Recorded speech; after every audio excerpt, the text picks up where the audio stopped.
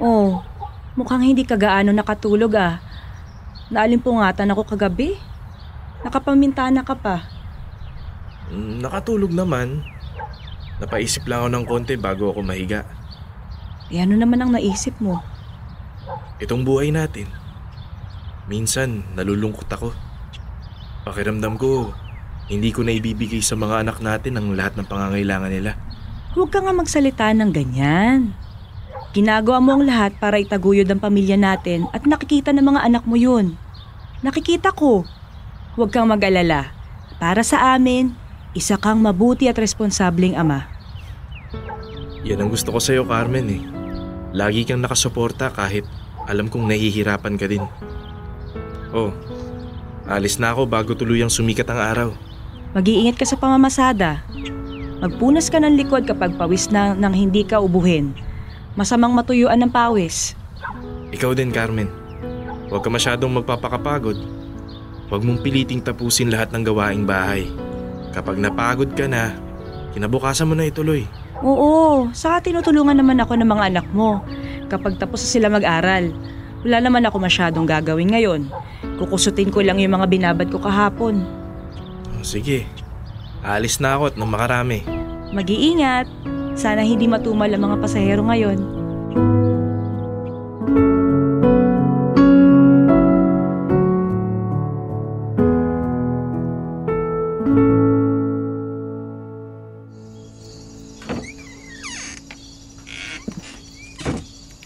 Mga anak, nandito na ang tatay nyo.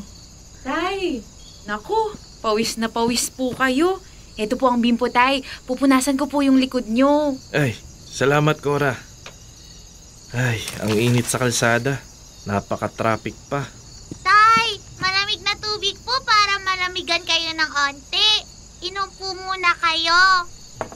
Salamat, Minda. Tay, eto po tsinelas nyo. Oh, salamat, Jun. Napakababait naman ng mga anak ko. Kahit anong pagod ko sa maghapon, kapag umuwi ako, nawawala. Carmen, ito na yung kinita ko sa maghapong pamamasada oh. Bilangin mo na. Ay oo, nagtatabi na ako ng pambili ng bigas at konting ulam. Kailangan ko din pala magtabi ng kaunti para kay Minda. May project daw sila sa eskwela. May kailangan din daw bilhing libro si Jun. Kakasya pa kaya? Susubukan natin pagkasyahin. Hayaan mo.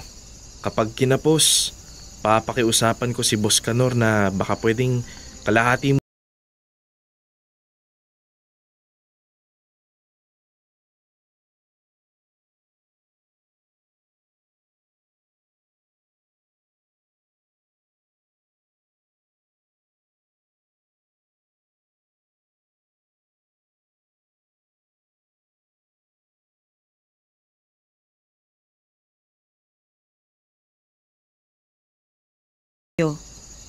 Nakakuha na ba si Jun ng panggatong? Opo, inay. May konting gasgas nga lang ho yung mga binti ni Jun. Umakyat pa yata ng puno para pumutol ng mga tuyong sanga. Oo nga, Nay. Nay, buti pa yung kaklase ko yung pangluto nila gas. Yung iniikot-ikot lang tapos ay apoy na. Tayo kailangan pang manguha ng sanga dyan sa bakuran. Hayaan mo anak. Kapag may pera na tayo, bibili din tayo ng lutuang degas. Talaga po, Nay? O anak, basta mag-aaral ka mabuti ha.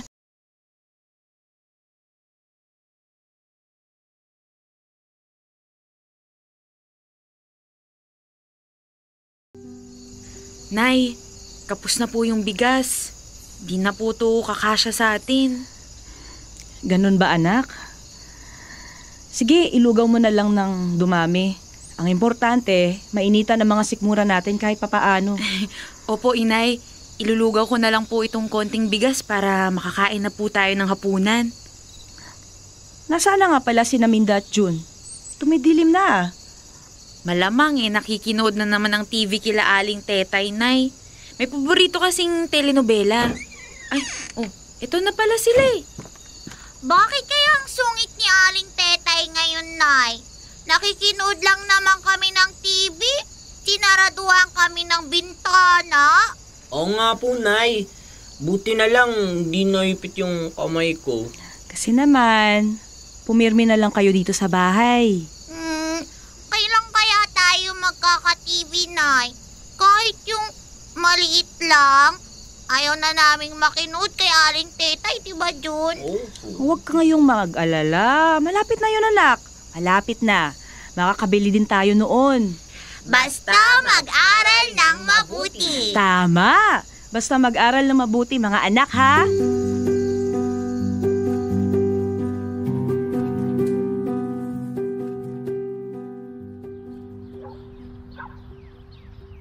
Tay, tapos na po kayong mag-almusal? Oo anak, nagsabay na kami ng nanay mo. Tay, parang namamaga yung kanang paa nyo. Umaatake na naman ng arthritis ko eh. Ay, pahinga muna kaya kayo ngayon. Huwag muna kayong mamasada. Isang araw lang naman eh. Hindi pwede anak. Kailangan natin ng isang araw na kita para sa pagkain at iba pang gastusin. Mawawala din ang pamamaga nito. Tay, mag-iingat kayo ha. Kapag hindi nyo na kinaya, umuwi na kayo at magpahinga. Huwag mo akong alalahanin anak. Kaya ko ang sarili ko. Ang intindihin mo, yung pag-aaral mo. O siya, ako'y mamamasada na.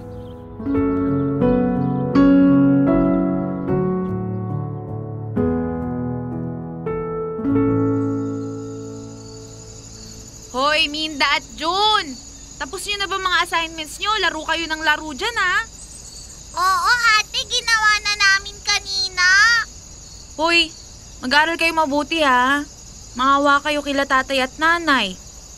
3 tayong pinag-aaral nila at hindi madali yun ha. Magandang grades lang ang pambawi natin.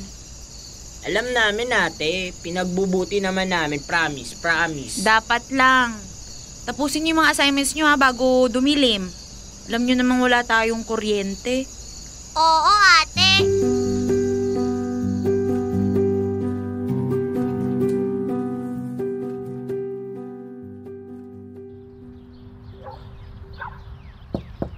Tao po? Maring Belen? Oh, Maring Carmen, napadalaw ka. Naku, Mare. Magbabaka sakali sana ako. Baka naman meron kang 500 pesos dyan. Ay, kailangan bayaran si Carmen sa eskwela. Ibabalik ko din bukas ng gabi. Mamasada naman si Nardo bukas maghapon. O eto, Mare. Ibalik mo bukas at kailangan ko din yan, ha? Kayo naman kasing mag-asawa. Bakit ba sabay-sabay niyong pinag-aaral ang mga anak niyo? Wala ka namang trabaho. At si paring Nardo, tricycle driver lang. Mahihirapan talaga kayo niyan. Ito, Mare, wag mo namang mamasamain, ha? Aba, linggo-linggo kang nanghihiram sa akin. Kung hindi sa akin, kay Maring Vanji. Pinipilit nyo kasing kayanin.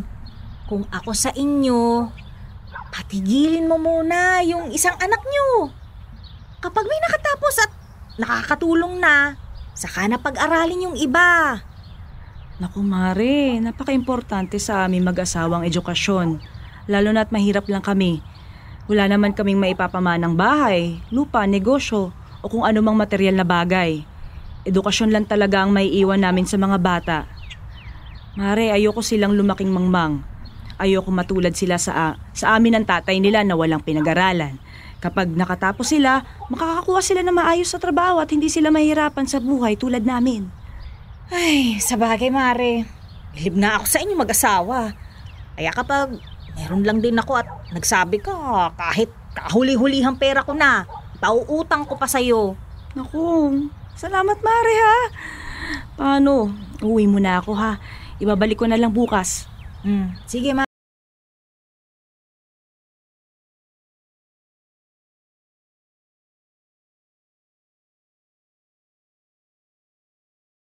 Dear Love, napaka-importante sa aming mag-asawang edukasyon.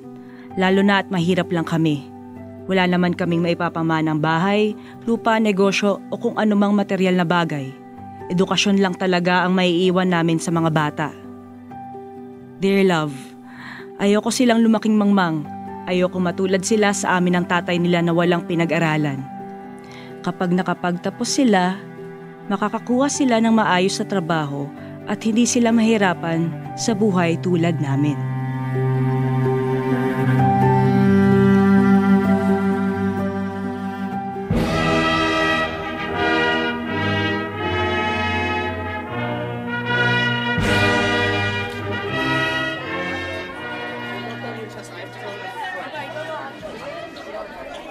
Congratulations, Cora! Graduate ka na! Proud na proud kami ng tatay mo sa'yo, anak. Oo nga anak, nagbunga na lahat ng paghihirap mo. Nakatapos ka na ng kolehiyo. Dahil po sa pagsisikap nyo, Nay at Tay. Salamat po sa pagpupursige para makatapos ako ng pag-aaral.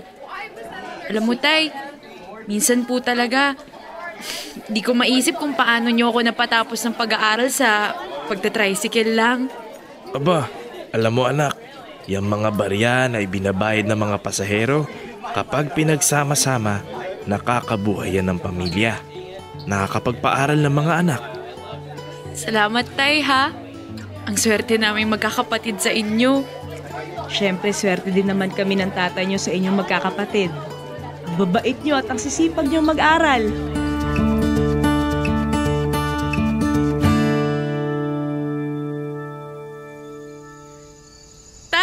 May trabaho na po ako! Oy, congratulations anak. Abay, magandang balita yan. Malapit lang dito sa atin, Tay. At maayos ang sweldo. Pagbubutihin ko po. Dapat anak, hindi lahat ng gustong magtrabaho, nakakapagtrabaho kaya pagbutihin mo ha. Opo, Inay.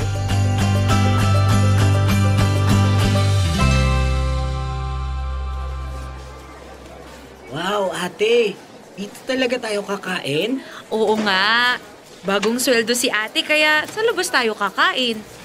Salamat anak at may trabaho ka na. Ang dami ng magagandang nangyayari sa atin. Nakakain na tayo sa labas. Hindi ko na kailangan kumuha ng panggatong kasi may luto ang digas na. Hindi lang yun. May sarili na tayong TV. Pagkatapos mamasada, nakakapanood na ako habang nagkakape. Higit sa lahat, may kuryente na tayo. Hindi na umiitim yung butas ng ilong ko dahil sa usok ng kandila.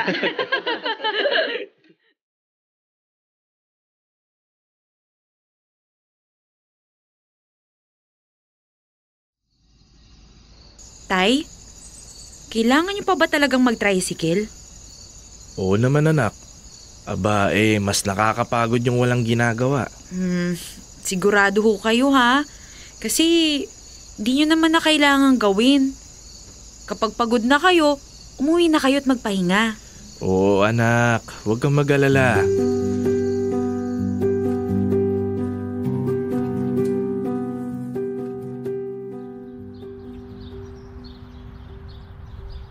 Aba, Carmen! Napakaganda ng bahay mo, ha? Oo, Maring Belen. Mula nung pinarenovate ni Cora, ang laki ng ginanda. Sensado na talaga. Hindi naman.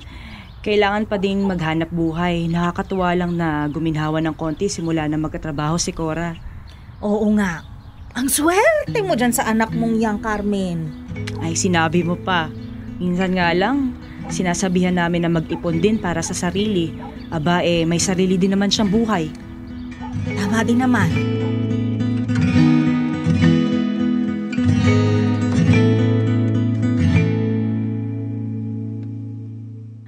Cora, anak.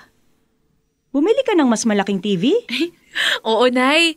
Para mas masarap ang panonood nyo ni Tatay. Naku anak, dahan-dahan sa paggastos ha.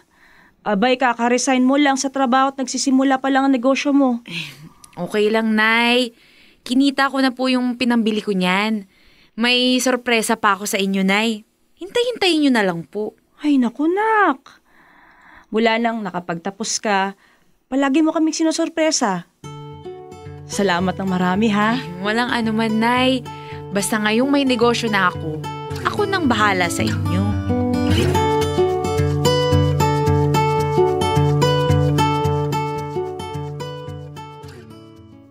Cora, naka-aircon na ang mga kwarto.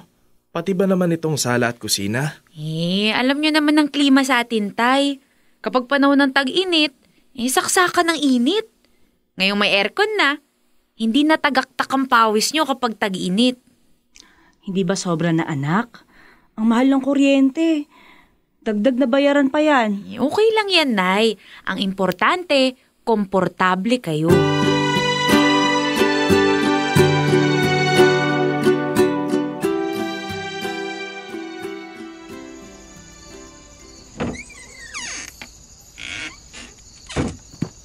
O anak, maaga ka yata ngayon. Opo, Inay. Maaga hong natapos yung deliveries namin sa customers. Si tatay ho, pauwi na? Ay oo, umuwi yun para mananghalian. O ayun na pala.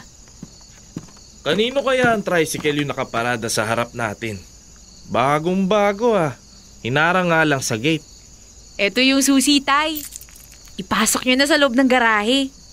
Aba, ba't may susi ka? At saka bakit ko ipapasok sa garahe? Hahanapin ng may...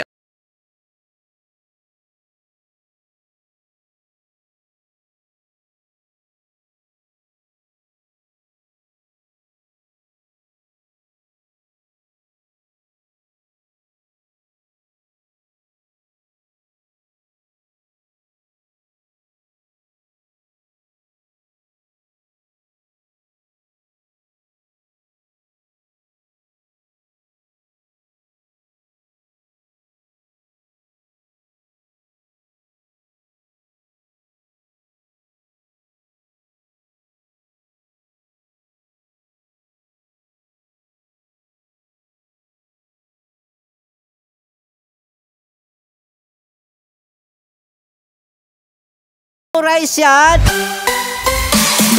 Love Radio Basic!